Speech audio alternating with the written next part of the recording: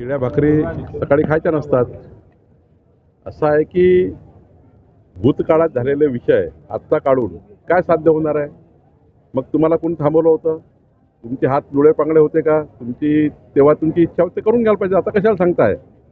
सांगून राज्यामध्ये संभ्रम तयार करणे, जनतेच्या मनात संभ्रम तयार करणे.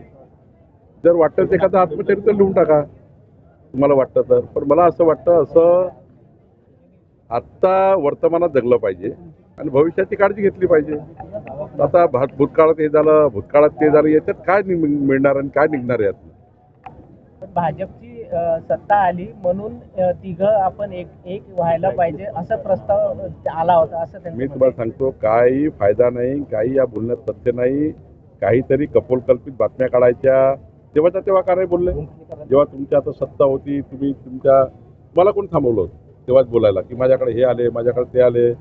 म्हणजे आत्ता ते 10 वर्ष, 12 वर्ष, 15 वर्षापूर्वीच्या घटना, ज्याला काही तथ्य नाही आहे, ज्याला काही आधार नाही आहे, त्या काढून संभ्रम निर्माण करण्याचे जे इश्यूज आहे त्या इश्यूला आता महत्त्व नाही.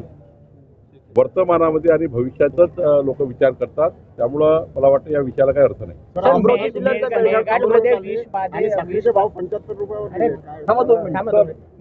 मेळघाटमध्ये 600 विद्यार्थी आश्रमशाळा सोडून गेलेले, खूप गंभीर प्रकार झाला. भूतपाताची अफवा होती, त्यामुळे सगळे विद्यार्थी गेले. अजून विद्यार्थी आलेला नाही. आता आम्ही त्याच्यामध्ये संपूर्ण आदिवासी विभाग, माननीय मंत्री अशोक उईके आणि आमचे सर्व टीम या ठिकाणी या विद्यार्थ्यांचं संरक्षण करणे, त्या विद्यार्थ्यांना पुन्हा एकदा या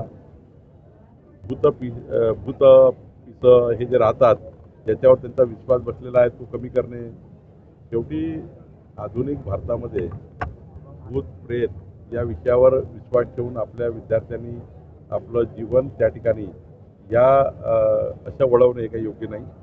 खरं तर हे भूत प्रेत बाधा या गोष्टी काही आता मान्य नाही, कुणालाच मान्य नाही, त्या कधी होतही नाही आणि त्याला काही अर्थही नाही.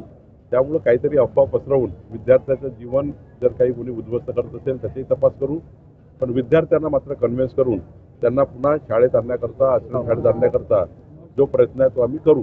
सर, अमरावती जिल्ह्यातील महर्षी शाळा जी आहे त्या शाळेत एका आदिवासी विद्यार्थ्यांचा मृत्यू झाला आणि 5 विद्यार्थी अजूनही रुग्णालयात भरती आहे. अन्नातून त्यांना विषबाधा झाली. अजूनपर्यंत आदिवासी विभागाने या शाळा प्रशासनावर कुठलीही कारवाई केलेली नाही.